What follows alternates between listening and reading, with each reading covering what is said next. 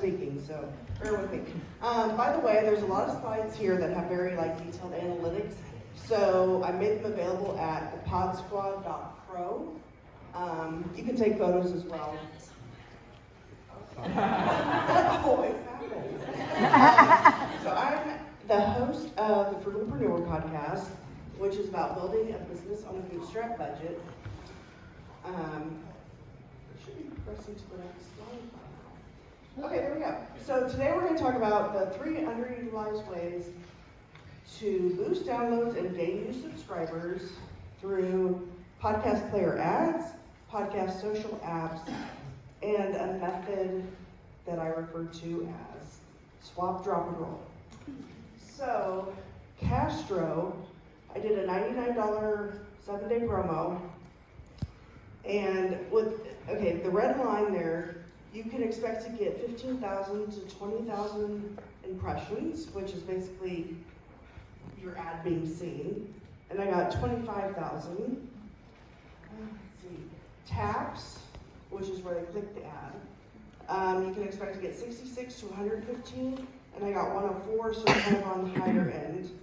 And then subscribers, that's even more important than taps because they're actually subscribing.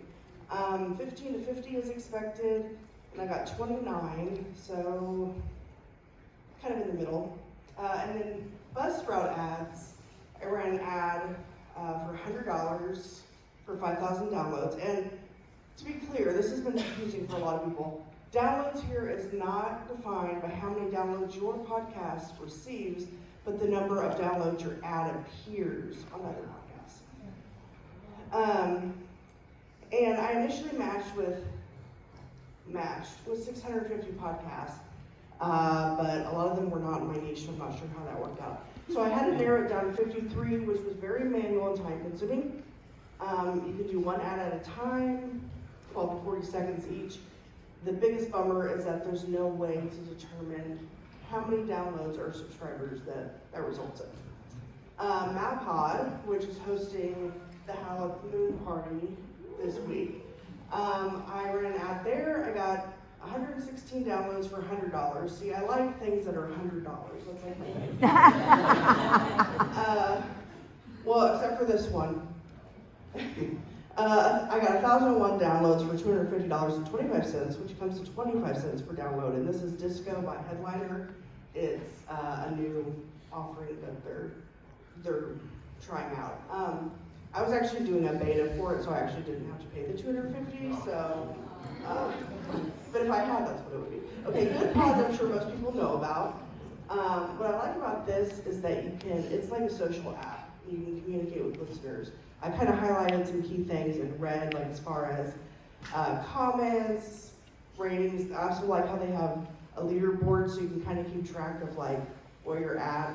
Podvine is also a good social platform where people can like your podcast. They can leave comments on specific episodes, and you can reply to those as well.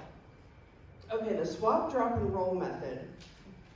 So the first step is swapping it out. This is actually a good free method where you place your podcast episode into another podcast, of course, within your niche, in exchange for them placing one of their episodes in your show.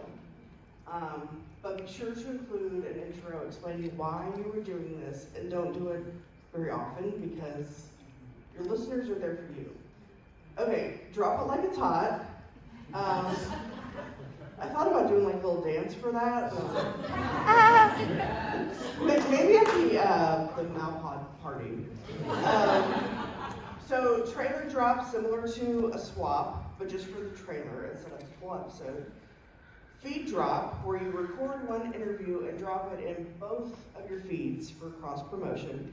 And then part 1, part 2 drop, which is where you record 2 parts, and part 1 appears on one podcast and part 2 appears on the other person's podcast. And then you would just record 2 different CTAs or call to action saying to listen to part 2, go to such and such podcast. And then roll with it. Basically, I kind of already covered this where you are paying for pre, mid, or post-roll ad insertion. Here's some of the ones I had already mentioned, there's others there. And I'll also have links directly to all of those in podspod.pro. And then those are QR codes for my podcast. And then I also have written a few books, but those 3 are specifically about podcasting, and you can get the free ebooks with that QR code.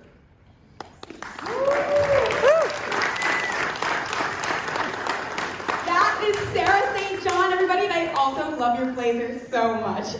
You're welcome. All right.